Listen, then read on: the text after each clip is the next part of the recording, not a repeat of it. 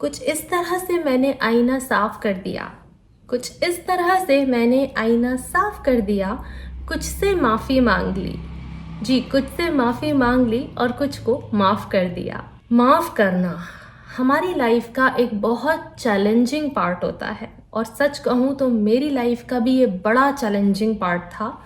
इसलिए नहीं कि मैं लोगों को माफ़ नहीं करना चाहती थी, पर मुझे पता ही नहीं था कि बातें मेरे अंदर रुक जाती हैं। आपके साथ भी ये होता होगा।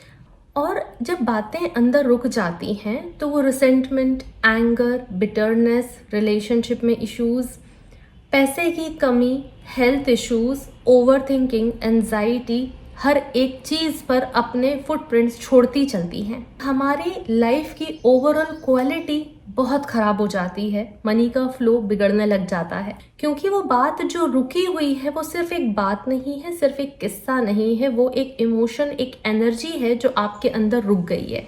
इस वीडियो के एंड में मैं आपको कुछ अच्छे से बोनस टिप्स दूंगी डिस्क्लेमर के साथ, जिनको यूज़ करते ही आप अपनी बॉडी में एक अलग सी ईज पाएंगे। और अबंडेंस हमेशा ईज के साथ आती है। और स्टडीज ये भी कहती हैं कि हमारी जो हैप्पीनेस है वो हमारी रिलेशनशिप्स पर डिपेंड करती है। तो इन सब चीज़ों का रामबाण इलाज क्या है कि हेल्थ भी ठीक रहे, वेल्थ भी आती रहे, पैसे का फ्लो अच्छा रहे, रिलेशनशिप्स अच्छे रहें, जीवन में प्यार, सुख की अनुभूति हो।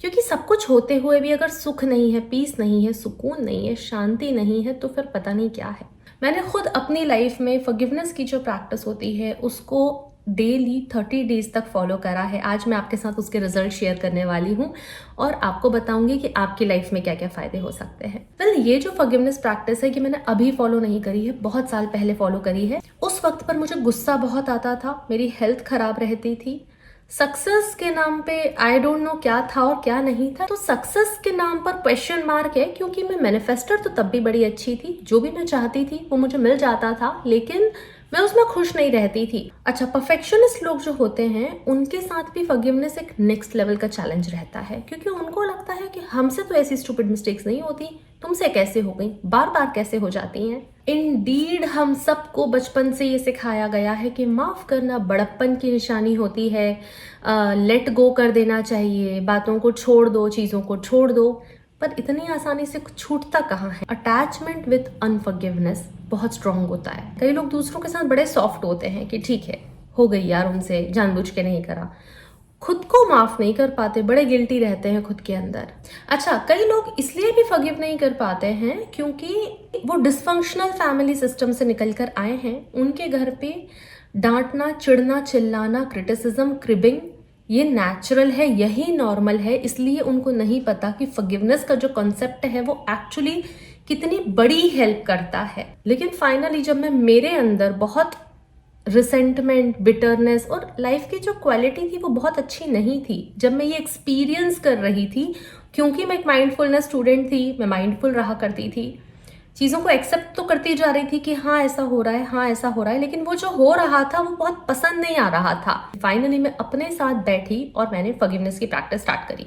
मैं एक फॉरगिवनेस की प्रेयर के थ्रू ये प्रैक्टिस किया करती थी, बहुत ही प्योर इंटेंशंस के साथ। मुझे बहुत लाइट फील होने लग गया, मेरी हेल्थ अच्छी हो गई, मेरे रिलेशनशिप्स बहुत अच्छे हो गए, मैं बहुत खुश रहने लग गई, मैं रिलेशनशिप्स अच्छे से मैनेज करने लग गई, मेरी इच्छा होने लग गई कि मैं बाहर जाकर लोगों से मिलूं। और जो लोगों ने मेरे साथ ये सब कुछ करा था, मैं उनको भी जब मिलती है, उनको देखती थी, तो मेरी नज़र से वो पुराने रिसेंटमेंट के कि इन्होंने क्या किया था वो इम्प्रेशंस हट चुके थे। और मनी का फ्लो तो I can not tell you कि कितना हुआ उसके बाद। कई लोगों का ये भी कहना है, जो मुझे बड़े करीब से जानते हैं, कि फॉरगिवनेस प्रैक्टिस के बाद, लेकिन उनको ये तो नहीं पता था कि मैं फॉरगिवनेस प्रैक्टिस कर रही हूँ, लेकिन उन्होंने मेरे फिजिकल अपीयरेंस में भी चेंजेस देखे। वैसे हमारे जो पास्ट होता है उससे रिलेटेड ना हमारी लाइफ में इनफ लिमिटिंग बिलीव्स बन चुके होते हैं, जो हमारे जीवन में उथल पुथल लाने के लिए काफ़ी होते हैं। तो अगर आपको अपने लिमिटिंग बिलीव्स पर काम करना है, सबकॉन्शियस को रीप्रोग्राम करना है, मेरी मदद चाहिए, तो मैं आपसे सिर्फ एक ईमेल या व्हाट्सएप दूर हूँ, डिटेल्स आपको स्क्रीन पर मिल जाएंगी। लेकिन फिलहाल वैसे भी अगर आप दुनिया भर की प्रैक्टिसेस फॉलो करते हो, टेक्निक्स फॉलो करते हो, और आपको अपने हिसाब से रिजल्ट्स नहीं मिलते हैं, क्योंकि देखो, हर्ट, पास्ट पेनफुल मोमेंट्स। हम सबका दिल ना थोड़ा सा स्क्रैच्ड होता है, तो अगर आपको मुझ पे थोड़ा सा भी भरोसा है, आप मेरी एडवाइस को एक जेन्युइन एडवाइस मानते हो, तो फॉरगिवनेस को प्रैक्टिस करो अपनी डेली लाइफ में फॉर नेक्स्ट 30 डेज।